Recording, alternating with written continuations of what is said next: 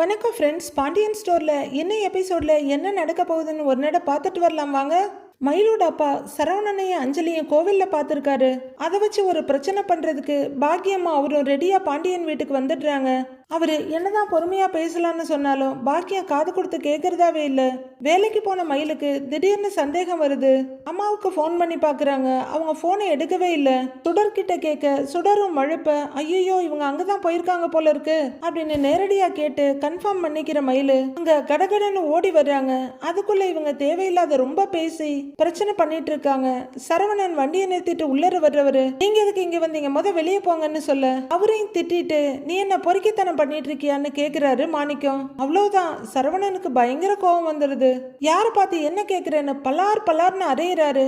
மயிலும் கரெக்டா வந்து வாசப்படியில நிக்கிறாங்க. என்ன இங்க வந்து ரவுடித்தனமா பண்ற அப்படின்னு அவரு பயங்கர கோவத்தோட பலார் நிறைய அண்ணே விடுனே அப்படின்னு கதறி இழுத்து பிடிச்சிட்டு இருக்காரு. மயில பயங்கர அதிர்ச்சியோட பாக்குறாங்க. யாரு பார்த்து பொறுக்கிங்கிற, யாரு பார்த்து பொறுக்கித்தனம் பண்றாங்கிற அப்படின்னு அதுவரையில இருந்த மொத்த கோவத்தையும் சேர்த்து வச்சு சரவணன் மயிலோட அப்பாவை பயங்கரமா அடி வெளுத்துடுறாரு. பாக்கியமும் முடிஞ்ச அளவுக்கும் தடுக்க முயற்சி பண்றாங்க.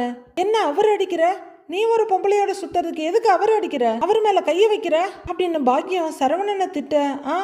வீடு போந்து தேவையில்லாத பேச்செல்லாம் பேசிட்டு இருப்பாரு. அதை பார்த்துக்கிட்டு நான் பேசாம நிக்கணுமா அப்படின்னு சரவணன் மாணிக்கத்தோட சட்டையை இன்னும் விடாம பிடிச்சிட்டு இருக்க.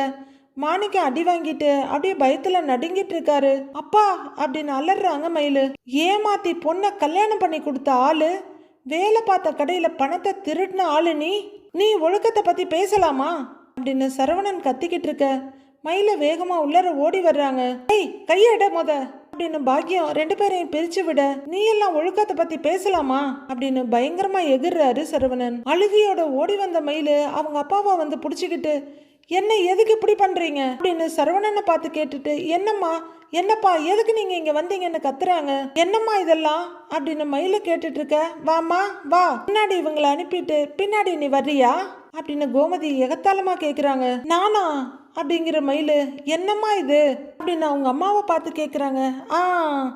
என்னென்னமா வழியில இந்த வீட்டுக்குள்ள வரலான்னு முயற்சி பண்ண முடியலன்னதும் இப்ப புதுசா ஒரு வழியை கண்டுபிடிச்சு வர்றியா அப்படின்னு கோமதி கேட்க அதிர்ச்சியில இருக்க மயிலு பதில் சொல்ல முடியாம நாங்கிறாங்க. மாணிக்க அடி வாங்கின அதிர்ச்சியில இருந்து மீள முடியாம மெதுவா தலையை நிமித்தி மாப்பிள்ள அப்படிங்கிறாரு. ஏம்மா உனக்கெல்லாம் அசிங்கமாவே இல்லையா, மானம் கேட்டவளே, தூ அப்படின்னு அவங்க வீட்டுக்குள்ளேயே துப்பிக்கிறாங்க கோமதி. மத்த எல்லாரும் பயங்கர வெறுப்பா பார்த்துட்டு இருக்க கோமதி தான் பேசுறாங்க. கொடுமைப்படுத்துறாங்கன்னு போலீஸ் ஸ்டேஷன்ல போய் கம்ப்ளைண்ட் கொடுப்ப, அப்புறம் ஏதேதோ கதையை சொல்லிக்கிட்டு வீட்டுக்குள்ள வந்து நிக்கிறியே, கேட்டா எல்லாத்துக்கும் ஆதாரம் இருக்குன்னு இந்த அம்மா வேற சொல்ல ஆரம்பிச்சிருவாங்க அப்படின்னு கோமதி பொறிஞ்சு தள்ளிக்கிட்டு இருக்க. ஹஸ்பண்ட் அடி வாங்கின அதிர்ச்சியில பாக்கியமும் அப்படியே நிக்கிறாங்க. உண்மையிலேயே மாணிக்கத்தை பார்க்க பாவமா தான் இருக்கு. அவரு நிக்கிற பொசிஷனை பார்க்க ரொம்பவே சங்கடமா தான் இருக்கு. ஏமா நீங்க மட்டும்தான் ஆதாரம் கொடுப்பீங்களா, நாங்களும் ஆதாரம் கொடுப்போம் அப்படிங்கிற கோமதி கதர்கிட்ட திரும்பி, டேய் அவங்க வீடு புகுந்து கலாட்டா பண்றாங்கன்னு ஒரு வீடியோ எடுறா, நாமளும் போலீஸ் கிட்ட போய் காட்டுவோம்டா அப்படின்னு கோமதி எல்லாத்துக்கும் துணிச்சிடுறாங்க. அப்பா என்னப்பா இதெல்லாம் அப்படின்னு நடுங்கிட்டு இருக்க மாணிக்கத்தோட கையை பிடிச்சிட்டு மயில கேக்குறாங்க. எடுங்க தாராளமா எடுங்க, எடுத்து கொண்டு போய் காட்டுங்க, நாங்க இதுக்கெல்லாம் அசரவும் மாட்டோம் பயப்படவும் மாட்டோம் அப்படின்னு பாக்கியம் பேசிட்டு இருக்க. அம்மா ஏமா கூட பேசுற அப்படின்னு மயில அவங்க அம்மாவை அடக்க முயற்சி பண்றாங்க. அதுதான் எனக்கு நல்லா தெரியுமே, நீங்க பயப்படவும் மாட்டீங்க, உங்களுக்கு வெக்கம் மானம் சூடு சொரணன்னு எதுவுமே கிடையாது, நீங்க பயங்கரமான ஆளுங்கன்ட்டு அப்படிங்கிறாரு பாண்டியன். பேசுங்க, நல்லா பேசுங்க, ஏன் பேச மாட்டீங்க, என் பொண்ணு இப்ப என்ன நிலைமையில இருக்கான்னு உங்களுக்கெல்லாம் தெரியுமா, என்ன நிலைமையில என் பொண்ணை விட்டுட்டு உங்க பையன் ஆட்டம் போட்டுட்டு இருக்காருன்னு உங்களுக்கெல்லாம் தெரியுமா அப்படிங்கிறாங்க பாக்கியம். சொல்லுங்க அப்படின்னு பாக்கியம் கேட்டுட்டு இருக்க. அம்மா அப்படின்னு மயில கூப்பிடுறாங்க. நிறுத்துடி அப்படின்னு பாக்கியம் மயிலுக்கிட்ட திரும்பி கத்த நட்டிலையும் முகத்திலையும் அடிச்சுக்கிற மயிலு. அம்மா எதுக்குமா நான் சொல்ல கேட்காம இங்க வந்தீங்க அப்படின்னு மயிலு கதறாங்க. கோமதி எல்லாரையும் மாறி மாறி பார்த்துட்டு எம்மா என்ன நல்லவ மாதிரி நடிக்கிறா பாரு, அடா வந்துட்டா சொல்றதுக்கு அப்படின்னு முகத்தை திருப்பிக்கிறாங்க கோமதி. இவங்ககிட்ட எல்லாம் தேவையில்லாம எதுக்கு பேசிக்கிட்டுன்னு மயில இப்பதான் ஒரு தெளிவான முடிவுக்கு விடுறாங்க. கண்ணை தொடச்சிட்டு அப்பா வாங்க போலாம், அம்மா வாமா போலாங்கிறாங்க. இரு, சொல்ல வந்ததை நான் சொல்லாம போகவே மாட்டேன் அப்படின்னு பாக்கியம் கத்த. என்ன சொல்ல போறேங்கிறாங்க மயிலு.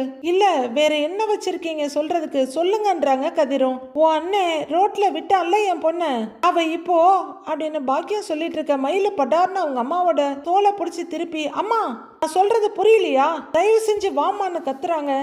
என்ன பேச விடு மயிலுன்னு அதை விட ஒருபடி அதிகமா போய் கத்துறாங்க பாக்கியம். உன் நிலைமை உங்களுக்கு புரியட்டும், என்னன்னு தெரியட்டும் அப்படின்னு பாக்கியம் சொல்ல.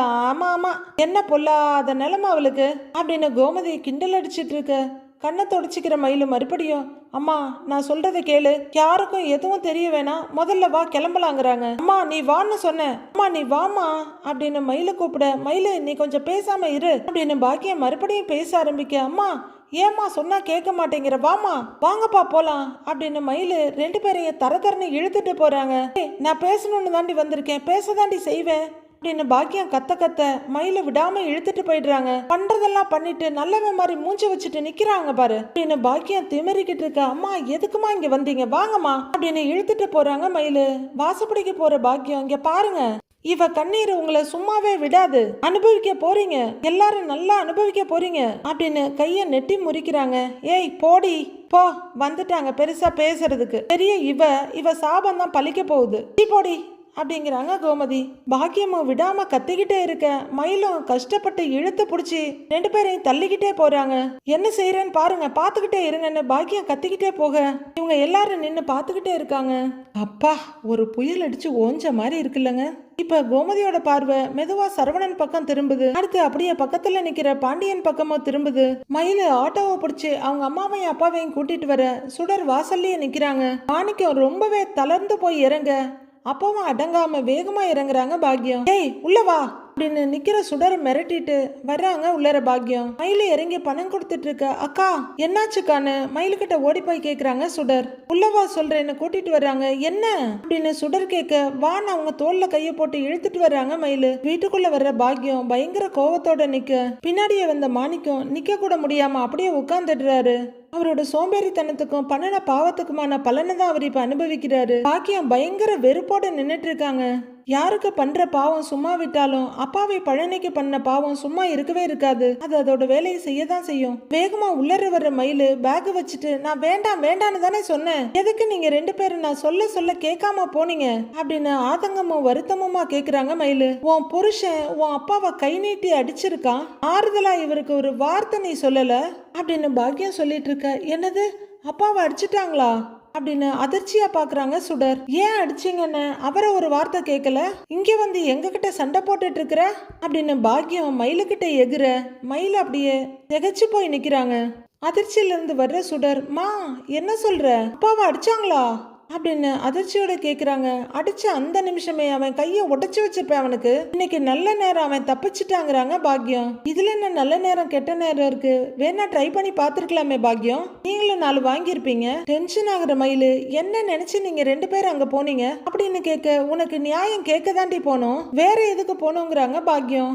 ஓ நம்ம பக்கம் நியாயம் ஏதாவது இருக்காமா அப்படின்னு மயிலு கேட்க, அவங்க அம்மா முறைச்சிட்டு இருக்காங்க. அவங்க அப்பா மெதுவா தலையை குனிறாரு. பொய் சொல்லி கல்யாணம் பண்ணணும், உண்மை தெரிஞ்சதை அனுப்பி விட்டுட்டாங்க, அடுத்தடுத்து அவங்க வாழ்க்கைக்கு என்ன பண்ணணுமோ அதை பண்ணிட்டு இருக்காங்க, அதை பார்த்துட்டு கோவப்படவோ இல்ல சண்டை போடவோ நமக்கு என்ன உரிமை இருக்கு அப்படின்னு மயிலு கேட்க, அப்பவும் அடங்காத பாக்கியம், எல்லா உரிமையும் இருக்கு, அவரு பொண்டாட்டிங்கிற உரிமை உனக்கு இருக்குங்கிறாங்க. அந்த உரிமை எல்லாம் கொஞ்ச நாளைக்கு தான், அடுத்த ஹியரிங்லயோ இல்ல அதுக்கு அடுத்த ஹியரிங்லயோ அந்த உரிமை எல்லாம் முழுசா இல்லாம போயிடும்னு மயில சொல்ல, அதை ஏத்துக்க முடியாத அதிர்ச்சியோட அவங்க அப்பா படக்குன்னு பாக்குறாரு. இப்படி அபசகுணமா பேசாத மயிலு அப்படின்னு வெறி பிடிச்ச பாக்கியம் கத்துறாங்க. மயிலு அவங்கள வெறுத்து போய் பார்க்க, அப்புறம் நான் ஏதாச்சும் சொல்லிடுவேங்கிறாங்க. உன்னால நான் அனுபவிக்கிறதெல்லாம் போதாதாம்மா, எதுக்குமா இதுக்கு மேல இன்னும் சாபத்துக்கு மேல சாபம் வாங்கி கொடுக்குற, நடந்த எல்லாத்தையும் மறந்துட்டு என் வாழ்க்கையை பார்த்துட்டு போகலாம்னு நினைக்கிறேன், அதுக்கு கூட விட மாட்டீங்களா அப்படின்னு நொந்து போய் கேக்குற மயிலு. எனக்கே அவர் யாரு கூடயோ பேசுறது பிரச்சனை இல்ல, உங்களுக்கு என்ன வந்துச்சு அப்படின்னு மயிலு கேட்க, உன் வயித்துல அவர் குழந்தை வளருது, அது உனக்கு ஞாபகம் இருக்குல்லன்றாங்க பாக்கியம். அந்த குழந்தைக்கும் அவருக்கும் சம்பந்தமே இல்லைன்னு சொல்லிட்டாரேம்மா அப்படின்னு மயில சொல்ல அவங்க அம்மாவுக்கு என்ன சொல்றதுன்னு தெரியல. அப்படியே வெறிச்சு பார்த்துட்டு இருக்க மாணிக்கம் ரொம்ப சங்கடமா தலையை குனிறாரு. இது சுடருக்கு அடுத்த அதிர்ச்சியா இருக்கு. அக்கா என்னக்கா சொல்ற? மாமாவா அப்படி சொன்னாரு அப்படின்னு கேட்க, ஆமாண்டி சுடரு, அன்னைக்கு அவங்க மாமா கிட்ட இந்த விஷயத்த சொல்ல போறேன்னு சொல்லிட்டு போனால, அப்புறம் இங்க திரும்ப வந்து அவர்கிட்ட சொல்லவே இல்லைன்னு சொன்னால அப்படின்னு பாக்கியம் சொல்ல சொல்ல சுடர் அதிர்ச்சியோட பார்த்துட்டு இருக்காங்க. பாக்கியம் அழுகைய கண்ட்ரோல் பண்ணிக்கிட்டு, இவ குழந்தை விஷயத்த அவர்கிட்ட சொல்லி இருக்கா, இந்த குழந்தைக்கும் அவனுக்கும் சம்பந்தமே இல்லைன்னு அவன் சொல்லி இருக்கான் அப்படின்னு பாக்கியம் சொல்ல சுடர் அதிர்ச்சியோட மயில பாக்குறாங்க. மயில அழுதுட்டு இருக்காங்க. மீனா தான் இந்த விஷயத்தை என்கிட்ட சொன்னா அப்படின்னு அழுகைய ஆத்திரமா சொல்றாங்க பாக்கியம். அன்னைக்கே அவன் வாயை கிழிச்சு தச்சிடுறேன்னு சொன்னேன். ஆனா மீனா எதையோ பேசி என்னை அமைதியா இருக்க வச்சுட்டா.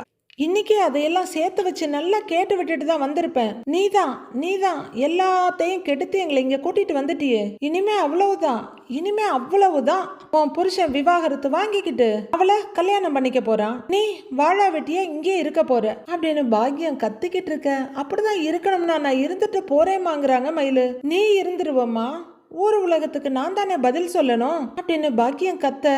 அப்ப நான் இங்க இருந்து போயிடுறேன், நீ யாருக்குமே பதில் சொல்ல வேண்டாம், நான் வீட்டை விட்டு போறேன், இதுக்கப்புறம் பெத்தவங்களும் வேண்டாம் எனக்கு அப்படின்னு மயில அழுதுகிட்டே உள்ளர போறாங்க. அக்கா நில்லுக்கா, அக்கா என்ன பண்ற அப்படின்னு கத்திக்கிட்டு சுடர் மயில் பின்னாடியே ஓடுறாங்க. உள்ளர வர்ற மயிலு ஒரு பேக் தூக்கி வச்சு பீரோவை திறந்து ட்ரெஸ் எடுத்துட்டு இருக்காங்க. அக்கா என்னக்கா பண்ற அப்படின்னு சுடர் வந்து நிக்க, நான் போயிடுறேன் சுடரு, நான் ஹாஸ்டல்ல போய் தங்கிக்கிறேன் அப்படின்னு ட்ரெஸ் எடுத்துட்டு இருக்க. அக்கா எதுக்குக்கா இதெல்லாம் பண்ணிட்டு இருக்க அப்படின்னு மயில கையில எடுத்த ட்ரெஸ் எல்லாம் புடுங்க போறாங்க சுடர். ஆனா மயில கொஞ்சம் நகர்ந்து அதை பெட்டியில வச்சிடுறாங்க. நான் எதுக்கு இங்க இருக்கணும் அப்படின்னு மயில சொல்லிட்டு இருக்க. என்னக்கா இதெல்லாம்னு பதறாங்க சுடர். போதும் சுடரு, நான் போறேன்னு துணி எடுத்து போட்டு ஜிப்ப போட்டுட்டு இருக்காங்க மயிலு. சுடர் வெளியே ஓடி வர்றாங்க. அக்கா துணியெல்லாம் எடுத்து வச்சு பேக் பண்ணிட்டு இருக்கா அப்படின்னு சுடர் சொல்ல, என்னவோ பண்ணி தொலைக்கட்டும் அப்படிங்கிற மாதிரி முகத்தை திருப்பிட்டு நிக்கிறாங்க பாக்கியம். மாணிக்கம் எழுந்திருக்க முடியலனாலும் அலறி அடிச்சு எழுந்திருக்கிறாரு. மயிலுன்னு அலறிக்கிட்டே ரூம்குள்ள ஓடி வர்றாரு. என்னமா பண்ணிட்டு இருக்கிற நீன்னு புடுங்குறாரு பேக. அப்பா வேணாம்ப்பா, என்னால யாருக்கும் நீங்க பதில்லாம் சொல்ல வேணாம்ப்பா, நான் போயிடுறேன்னு அழுகையோட பேக கையில எடுக்கிறாங்க மயிலு. அம்மா, கர்ப்பமா இருக்க பொண்ணு எங்கம்மா நீ தனியா போவ, நீ எங்கேயும் போக வேணாம் விடுமா அப்படின்னு அவர் கையில இருந்த பேக புடுங்கிடுறாரு. அக்கான்னு சுடரும் அந்த பேக வாங்கி ஓரமா வைக்கிறாங்க. நீ வாமா அப்படின்னு மயிலோட கைய அவங்க அப்பா பிடிக்க, நீங்க விடுங்கப்பா என்னால முடியலப்பான்னு உடஞ்சு அழறாங்க மயிலு. நீ வான்னு சொல்றேன்ல அப்படின்னு அவரு கையை பிடிச்சி இழுத்துட்டு போக, அக்கா வாக்கா, ஏன்க்கா இப்படி பண்ற வா அப்படின்னு சுடர அவங்க தோல்ல கைய வச்சு வெளியே கூட்டிட்டு வர்றாங்க. ஏமா இப்படி பண்ற, வாமா வா மயிலு அப்படின்னு மயில வெளியே இழுத்துட்டு வர்றாரு மாணிக்கம். மயில அழுதுகிட்டே வர்றாங்க. பாக்கியம் மயில வீட்டை விட்டு போறேங்கிறா, அவ எங்க போவாங்கிறாரு மாணிக்கம். பாக்கியம் ஒன்னும் சொல்லாம அப்படியே திரும்பி நின்னுட்டு இருக்க. ஏதாவது சொல்லு பாக்கியம் அப்படின்னு மாணிக்கம் கதற. நான் ஒன்னு அவளை போக சொல்லலையே, ஏய்யா இவ மேல ஊருப்பட்ட பழிய தூக்கி போட்டுட்டு இவ புருஷன் கண்டவளோட சுத்திக்கிட்டு திரியிறான், அதை நாம கேட்க வேணாமா? அதுக்கு தானே நாம அங்க போனோம், இவ வாழ்க்கைய சரி பண்ண தானே நாம பாக்குறோம். ஆனா இவளே அதுக்கு எதிரா நின்னானா நாம என்ன செய்ய முடியும் அப்படின்னு பாக்கியம் கத்துன்னு கத்துறாங்க. இனிமே என் வாழ்க்கையில நீங்க சரி பண்றதுக்கு எதுவுமே இல்லம்மா, அவங்களுக்கும் எனக்குமான எல்லாமே முடிஞ்சு போச்சு அப்படின்னு மயிலு விரக்தியும் வேதனையுமா சொல்ல அதிர்ச்சியோட பாக்குறாரு மாணிக்கம். பாக்கியமும் வெறிச்சு பார்த்துட்டு இருக்காங்க. உனக்கு பாரமா இருப்பேன்லாம் நீ கவலைப்படாதம்மா, நான் வேலை செஞ்சு சம்பாதிக்கிறேன், என்னையும் பார்த்துக்கிட்டு நம்ம வீட்டையும் நான் பார்த்துக்குவேன், எனக்கு இந்த வாழ்க்கையே போதுமா அப்படின்னு நொந்து அழ ஆரம்பிச்சிடுறாங்க மயிலு. எனக்காக நியாயம் கேட்கிறேன்னு மறுபடியும் எதையும் பண்ணி வைக்காத அப்படின்னு மயிலு அழுகையோட கண்ணை தொடச்சிட்டே சொல்ல, மா அதெல்லாம் உன் அம்மா இனிமே எதுவும் பண்ண மாட்டாமா, நீ தயவு செஞ்சு வீட்டை விட்டு போறேன்னு மட்டும் சொல்லாதம்மா அப்படிங்கிறாரு அவங்க அப்பா.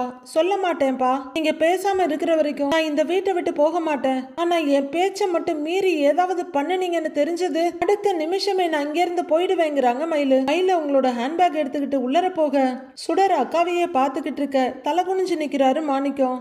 பாக்கியம் அழுகையும் ஆத்தாமையுமா நிக்கிறாங்க. பாக்கியம் ஏங்கி தேம்பி அழுதுட்டு இருக்க. என்ன சொல்றதுன்னு தெரியாம மாணிக்கமும் சுடரும் அவங்களையே பார்த்துட்டு இருக்காங்க. பாண்டியன் வீட்டுல பஞ்சாயத்து ஆரம்பிச்சிருச்சு.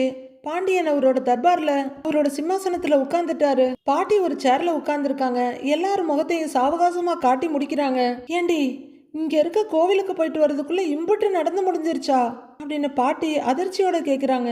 எப்போன்னு இருப்பாங்க போல இருக்கே, ச்சே நம்ம நிம்மதியில மண்ணள்ளி போடுறதுக்குன்னே வந்திருப்பாங்க போல, பண்றதெல்லாம் பண்ணிட்டு இதுல சாபம் வேற விட்டுட்டு போறாங்க அப்படின்னு கோமதி பயங்கர ஆக்ஷனோட சொல்ல நல்லவங்க சாபமே இந்த காலத்துல பலிக்க மாட்டேங்குது, இதுல அவ விடுற சாபம் பலிக்க போகுதாக்கும். பேசாம இருமா அப்படின்னு அசால்ட்டா சொல்றாங்க பாட்டி. இல்ல, முதல்ல அப்பா அம்மாவை அனுப்பிட்டு அதுக்கப்புறம் அவ வந்து நல்லவ மாதிரி வேஷம் போடுவாளாம். எப்படிதாம்மா இப்படிலாம் நாடகம் போட தைரியம் வருது உங்களுக்கு அப்படின்னு கோமதி கேக்குறாங்க. நோட் பண்ணிக்கோங்க, இத கோமதி கேக்குறாங்க.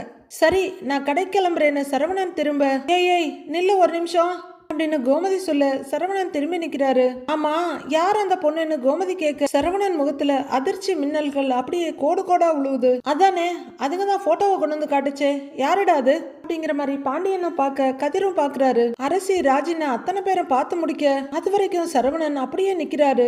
இல்லடா, நீ யார்கிட்டயா பேசிட்டு இருக்கன்னு சொன்னாங்களே, யார் அந்த பொண்ணுன்னு கோமதி கொஞ்சம் மெதுவா கேக்குறாங்க. சரவணன் அழுத்தமான பார்வை பார்த்துட்டு இருக்காரு எல்லாரையும். சொல்லுடாங்கிற மாதிரி பாண்டியனும் பார்த்துட்டு இருக்க.